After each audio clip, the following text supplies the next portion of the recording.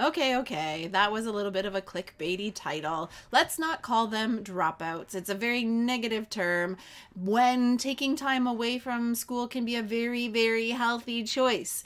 In today's episode, we will talk about what to do when someone has decided to step away from higher education for a little bit. So if this is you or potentially you, please take a listen because we want to make sure that this goes as smoothly as possible for everyone. Have a listen.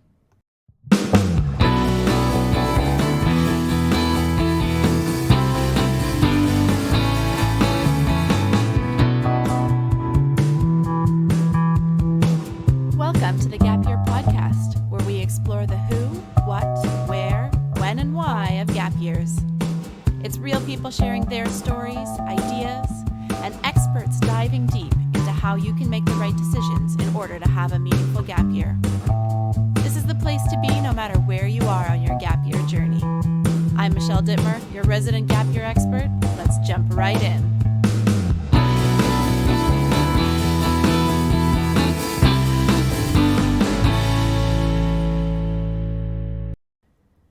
And welcome to the Gap Year Podcast. My name is Michelle Dittmer, and I am your host and Gap Year experts.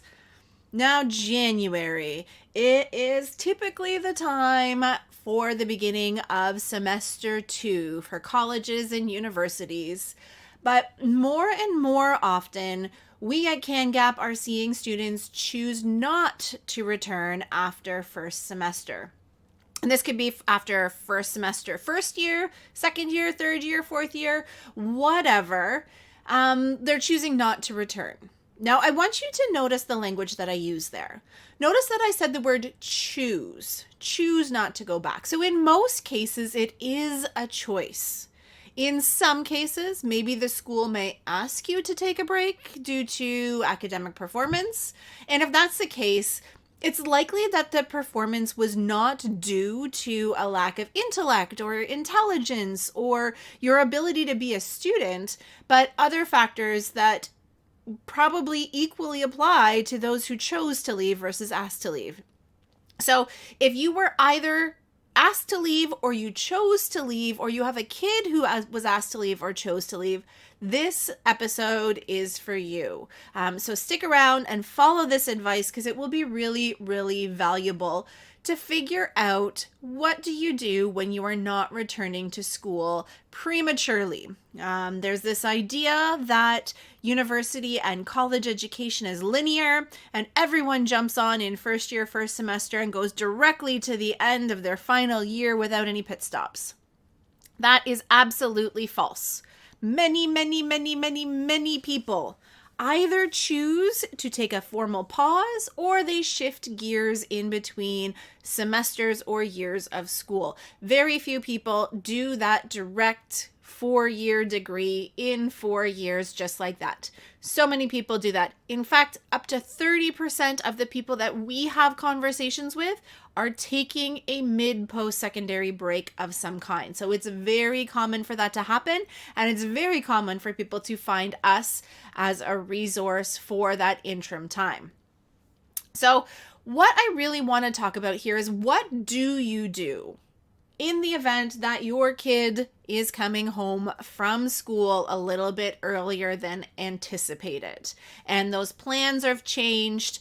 And what are you going to do in this situation? So I'm going to be speaking as if I'm talking to parents, but if you are a student, just please know that this information is equally relevant to you, and maybe you even want to share this episode with your parents to help you in the process of navigating what to do after you've left school. So the goal in this process, after finding out that somebody has left school, is really to maintain relationships. We have absolutely nothing in life if we can't have relationships, and specifically relationships of trust and respect and support. So that has to be primary as we learn how to approach this situation. So maintaining relationships has to be a priority. We also have to understand the underlying causes of this disruption of the plan. This is not as simple as it seems, so we really need to dig into what those underlying causes are, address those underlying causes, and then make a plan forward. So that's kind of the overview, but let's get into the nitty-gritty. Let's look at the very first thing that we need to do, which is step 1. And really, this is all about losing the negative attitude, losing the judgment, because this helps no one. This does not help the situation. This does not help the people involved in this situation. This point of judgment and finger pointing is not helpful for anyone. In your family, you really want a safe place. Family should be trusted, and family should be a place where people get you, they hold you, and they are okay with your imperfections. This is not a place of judgment or accusations or threats. So what's done is done, and you cannot change it. Okay? They have left school, period. Going on the attack, blaming them or a situation, pointing fingers is only going to harm the relationship that you have. So again, we're prioritizing that relationship by dropping that attitude and really focus on figuring out what's going on. Okay, so we got to lose that negative attitude. I'm going to name a couple of triggers or common attacks on the situation and on the person that come often from parents or from family members, but it also comes from self-judgment. So if you're the student having these intrusive thoughts, know that this is something that you're going to have to work on too, because having these thoughts or saying these words is very damaging and hurtful. And as always, as we go through these kind of triggers or these examples, I'm going to provide some alternatives that will be much healthier in conversation. Okay, so that's what I want to talk about. I want to talk about what are some of the common things, because often we don't realize or recognize what some of the things we're saying are actually not productive to the conversation. So one of the things that I often hear parents saying or young people saying to themselves is, you weren't focused. You spent too much time partying or playing video games or being social or working your job. If only you had spent more time studying. You have the wrong priorities. You're always like this. All of these are not productive to the conversation. Okay? Maybe they did need to spend a little bit more time on their academics. But what's done is done. We can't change it, and this will only get backs up. We don't want to blame. We don't want to judge. As parents, you don't know the whole story. You don't know what factors played a part in the decision to leave school. You don't know what's going on for that person in the day-to-day. And students, you need to forgive yourself. What's done is done. And you're going to have a chance to learn from this experience and make changes so that you can move ahead with better confidence and better skills to be able to make a path forward for yourself. So we need to be a little bit more gentle. So instead of placing that blame, instead of pointing fingers or highlighting things that could have gone differently, I want you to stay curious. But that's going to be in step 3. We'll go into it in depth when we get to step 3. But instead of passing judgment, instead of having that negative attitude, we want you to stay curious. The second attack that I often hear, or the second angle that people get triggered by, is this idea of wasting money. You wasted my money. I wasted my parents' or my own money. Money is a huge stressor for everyone because it has like a very clear monetary value. We know how many dollars it is. We know how many hours we work to pay for that. So it's an easy way to measure and an easy thing to use as a weapon because it holds intrinsic value from the way that we use it as society. So I want you to refrain from using money as a weapon in this situation. I'm going to tell you to reframe your idea of money as a renewable resource in this situation. You can always earn more money. Okay, would it be great to have that tuition, that residence money back? Yes. Is that money gone forever? No. You can work, you can earn that money back. It is a renewable resource.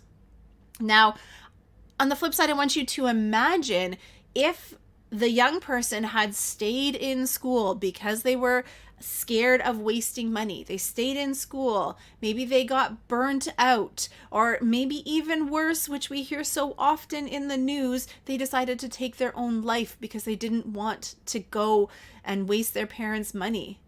Is that really worth a few $1,000s? Even in the most financially strapped households, life is not renewable.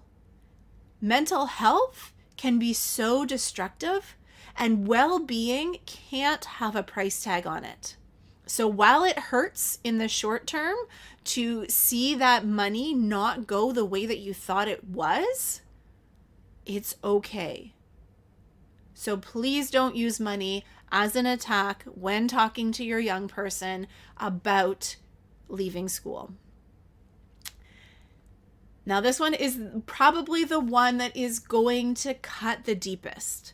It's the, I'm so disappointed in you, or that feeling of, I disappointed my parents. This can come in a lot of forms. You can do better than this. I expected more from you. Your brother and sister didn't have any of these challenges. All of these judgments are very hurtful. And they often come from a place of personal shame and embarrassment. Having a kid who has, like, quote unquote failed at something appears to reflect negatively on your parenting. Or you might feel as the student that you've brought shame upon your family. What will people think of us? What will people think of me? What's going to happen when we go to church or the synagogue or the mosque or to our baseball game with our friends when they have to tell people that I am no longer in school? Okay, that sense of disappointment is so hurtful. At the core, all kids, all children of people want to make their parents proud. So saying that they disappointed you is one of the deepest cuts you can make. And it can be one of the deepest holes to dig out of for your relationship. Now, if it slips out in any of its forms, please try and correct it as soon as possible. Please, for the sake of your relationship, really, really try and avoid anything that has to do with this sense of disappointment. Stay curious about where those feelings are coming from, and we'll talk about that again in step 3. Okay, so step 1 is lose the attitude, lose the negativity, lose the judgment, and just make sure that you have a supportive environment for the whole family to process what went on and to be a place of safety for everyone.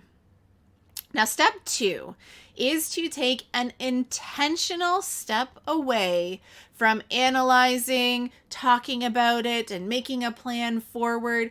Really, you need a month, at least 2 months, great. This is a very, very intense experience and a very intense time for everyone. This is a fresh wound. This is fresh trauma. Emotions are high. All of this comes together in a perfect storm where you can start confusing facts and feelings and assumptions. So everyone needs to just take some time to breathe, some time to gain perspective, some time to calm down. Make sure you are taking that pause to breathe. So just make sure you are giving space for everyone to be able to approach step 3's conversations in a really good headspace. So we don't want to go in when the iron is hot, when emotions are high. We need time to cool off, to process before we can approach this conversation very, very constructively. Okay. Once you've given it that cool off time, maybe about a month, maybe a couple weeks, whatever works for your family, you're going to have to be the ones that are going to judge what that looks like. Step 3 is to stay curious. So you got the news, not going back to school. You had your initial feelings, reactions, trauma that happened, and you've taken some time to breathe. Now it's time to look back at what actually happened. What actually led up to the decision to not go back to school? Now, again, I want you to go back to step 1 and resist coming from a place of judgment, assumption, or even a place of emotion. If you or your young person, if anybody in this situation feels judged or feel there is a threat of judgment that exists, walls are going to go up. People are going to shut down. You're not going to have a very open dialogue. You're going to get a lot of, I don't know, whatever, maybe, I don't know, just completely shut down. These conversations need to happen in a safe space where there are no consequences for what is discovered. And setting those ground rules right out of the gate is going to help you to have that conversation, and you need to stand by it. You need to stand by the fact that there will be no consequences for what is discovered. And I say that because the consequence or the punishment for leaving school, it's already happened. There is already enough embarrassment, guilt, regret that young person feels. You do not need to give anything else as a punishment or as a consequence for leaving school. Nothing you can say or do is going to make it any more stronger of a lesson for that young person. The only thing it will do is damage your relationship as a family. Now, I'm going to say this, before you start diving into the analysis and dissecting what went on and figuring out what the plan is, I want you to celebrate that there was enough safety in your relationship and that the young person had enough self-awareness for this action to have been taken. Okay? Both leaving a situation that wasn't working and sharing it with people that they trusted, sharing that they were leaving, those are very self-aware things, and that means that there is a very strong relationship together, which is just so beautiful and should definitely be celebrated. Now, believe it or not, I have talked to more than a couple of young people who have pretended to go back to school for an entire semester after dropping out because they were scared to tell their parents. Okay? This is not a healthy situation for anyone. I have also heard many stories of young people taking their own lives because they saw that as the only way to avoid disappointing their parents and escaping a situation that was clearly toxic for them.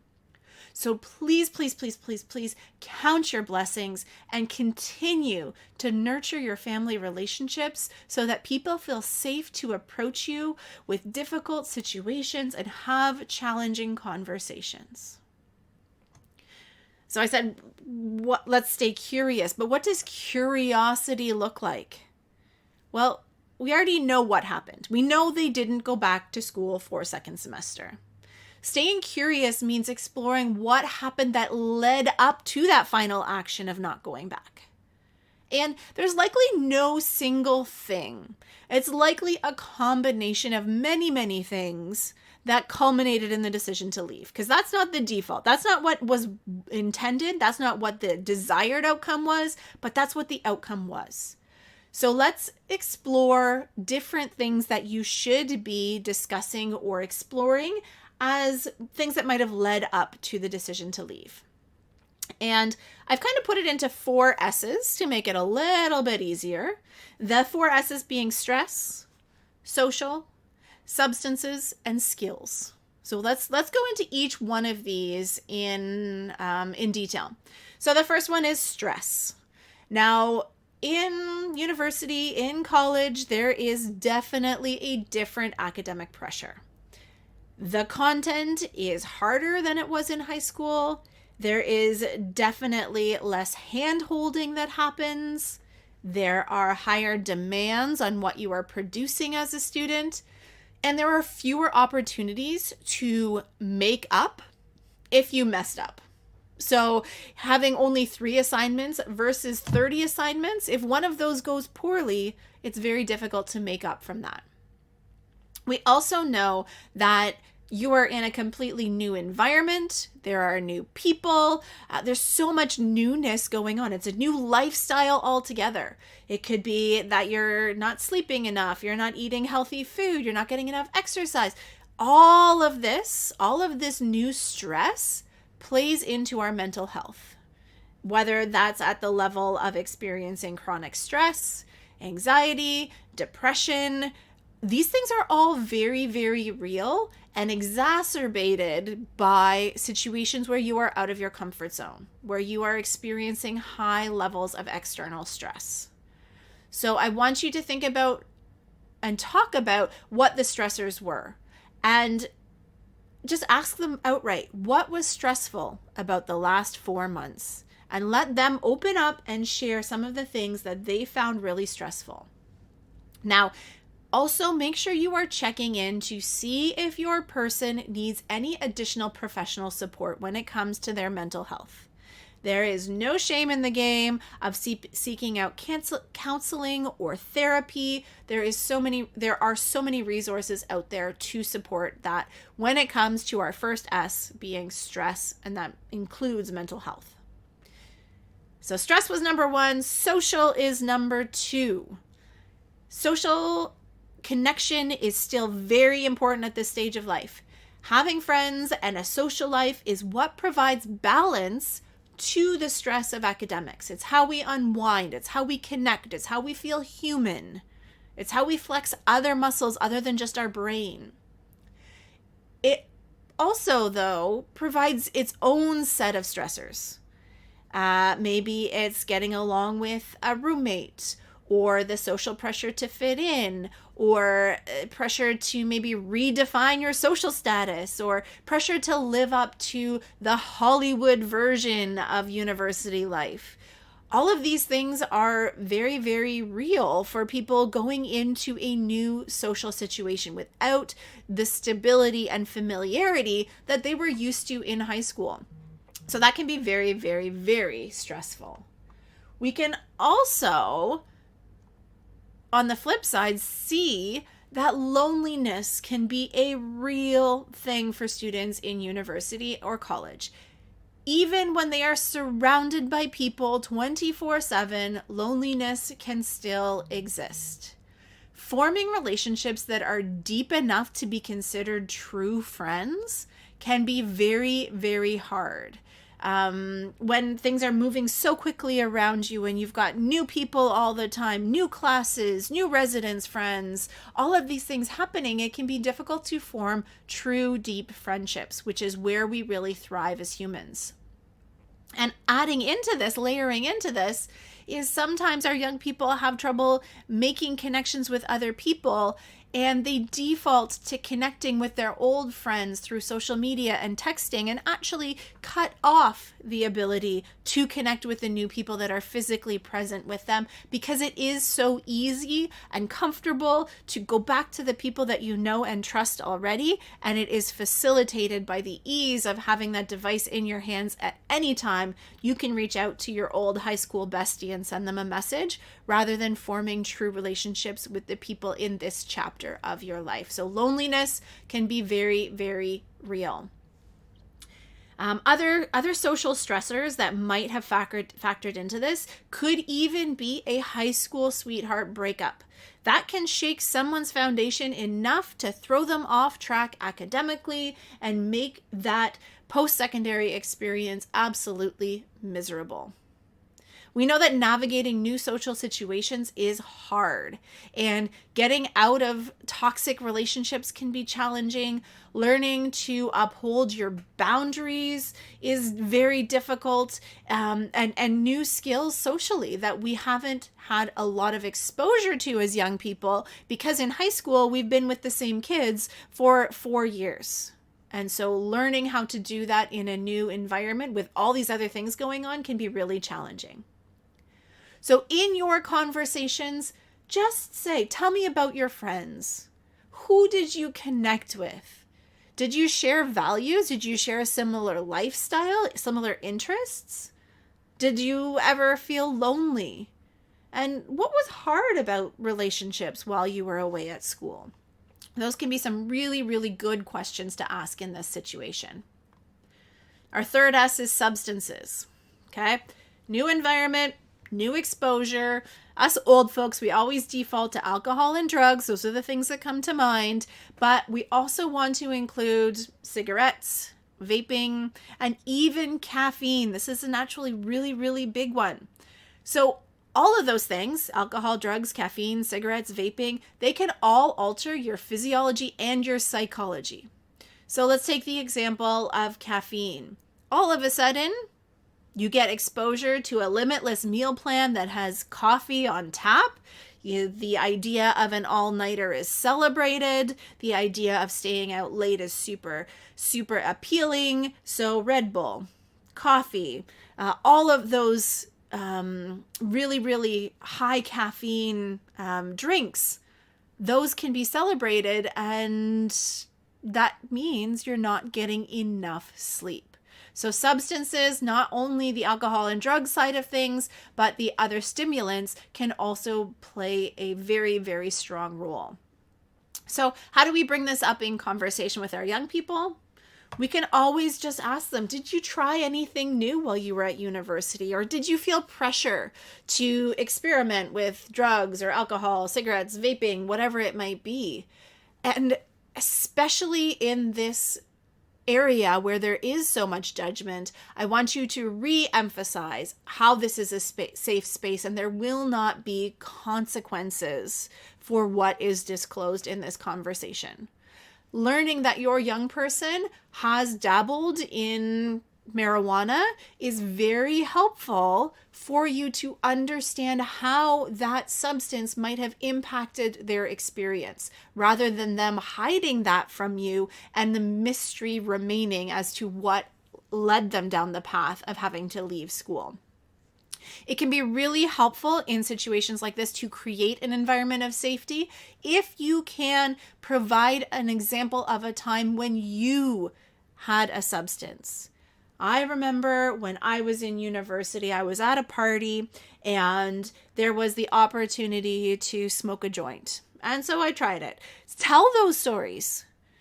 I tried it and I loved it, or I hated it, or it made me sick, or whatever it was. Telling those stories, letting them know that you understand that this is a time when lots of people experiment with lots of different things. So creating that safe space around substance use is very, very important. The last S I want to touch on here is skills. When you go away to school, you are practicing so many skills that you haven't before. So you're new to managing your own time and schedule. You're new to all sorts of new responsibilities like laundry, your eating schedule, and the choices of nutrition that you're making. You're in charge of your sleeping schedule. You're in charge of whether or not you do your assignments.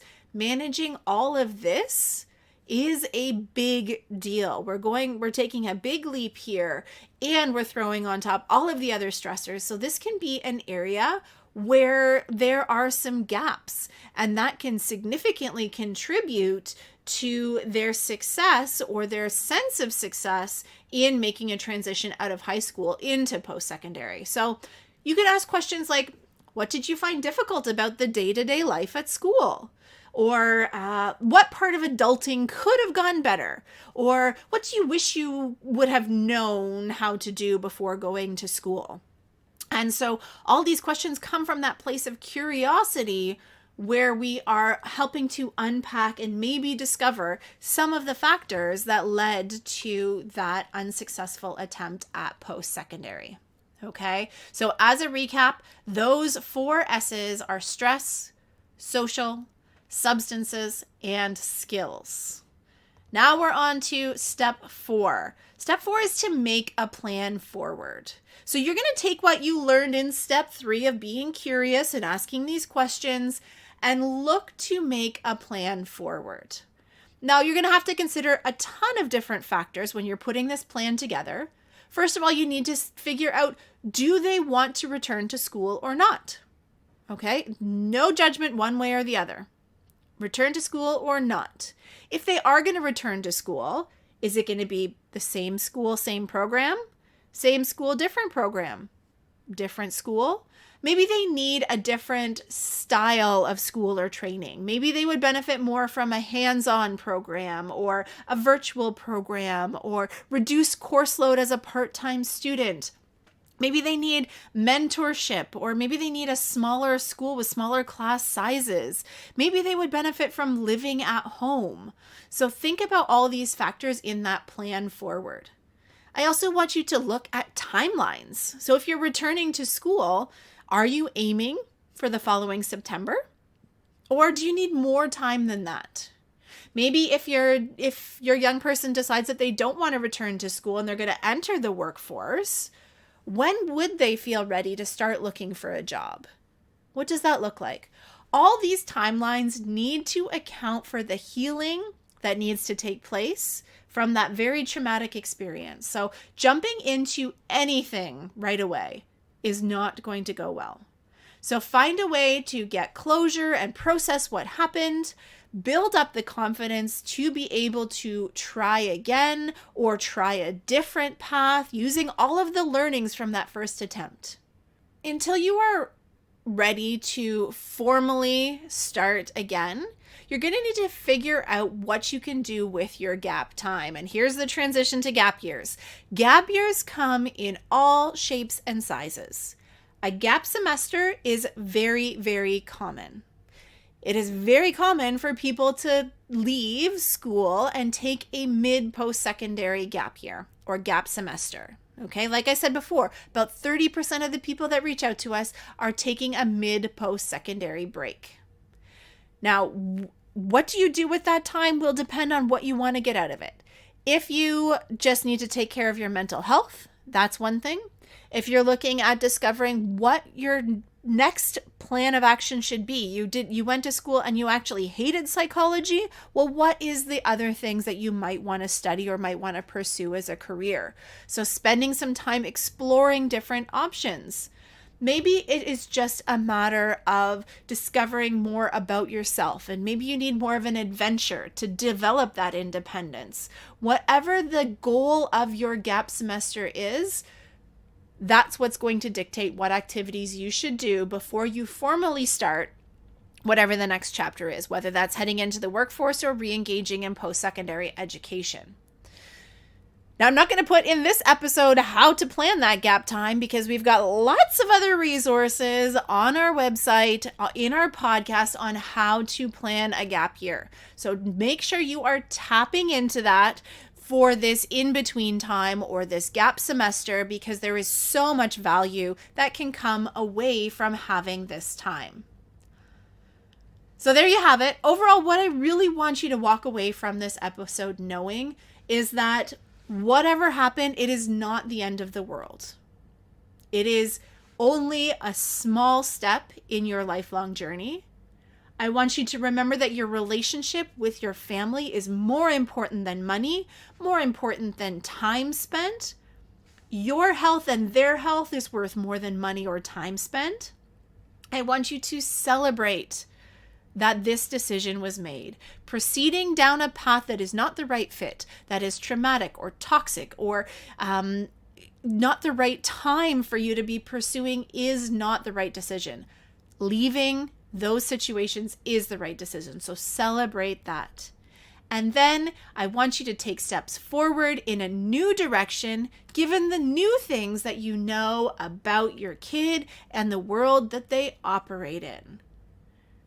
I am so fired up about this topic and I am so passionate. And if you need help navigating this conversation, maybe you are a young person that's scared to tell their parents that they're not going back, or you're a parent who maybe has stumbled and maybe said some of the things that you weren't supposed to say and want to figure a way out of it, or maybe you as a family want to figure out what that gap time might look like. That's what we're here for. Feel free to book a call with us on your website. We do free 30-minute calls. Would love to help you move through this challenge.